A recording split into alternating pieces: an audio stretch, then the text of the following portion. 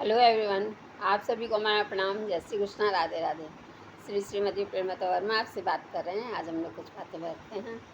मेरा प्रभु सबसे अनोखा, सबसे निराला, मोर मुकुट बंसी वाला, छन छन बाजे पैजनिया, ऐसे वृंदावन वासी को मैं सत सत प्रणाम।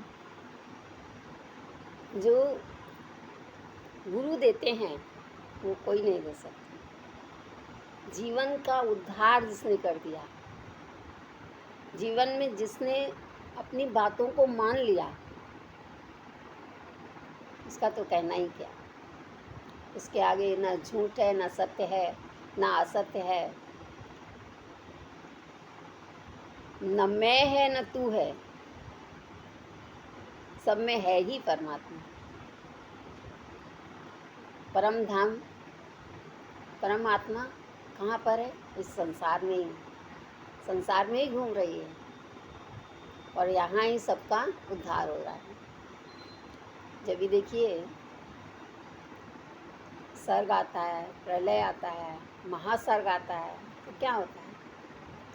पूरा एरिया, पूरी प्रकृति में कहीं ना कहीं हलचल होती है और वो पूरा लीन हो जाता है सर्ग में और महासर्ग में।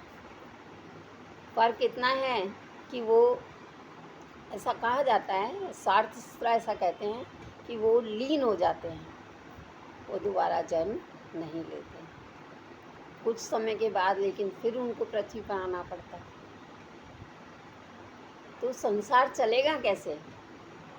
जिसकी सत्ता है वो तो उसको चलाएगा ना। जैसे लाइट है, बिजली वाला आया, अगर वो ख़राब है तो ठीक करके जाएगा, नहीं तो दूसरा दे करके जाएगा, बदली करेगा। तो वही इस संसार का नियम है कि बदली उसको करना ही है, वस्त्र बदली करना है, लेकिन आत्मा तो वही रहेगी।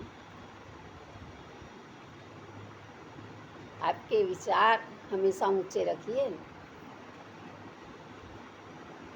तन मन धन से सब उसको अर्पण कीजिए। उसको किसको? जो आप हैं, आपको जो उसने दिया है, उसने दिया है तो उसका ही है ना। तो अर्पण किसके हुआ? जो यहाँ जीव रह रहे हैं उनको उसने अर्पण किया है, लेकिन आप अपनी तरफ से अर्पण किसको करते हैं?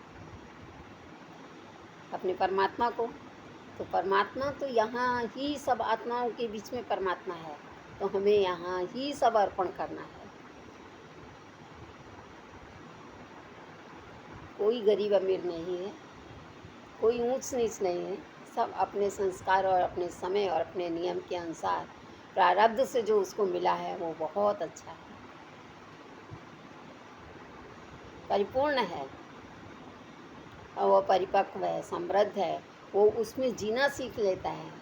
वो उतना, आपके पास कुछ नहीं है, लेकिन वो ऐसे ऐसे मार्ग बना देता है परमात्मा कि वो कहाँ से कहाँ पहुँचा देता है।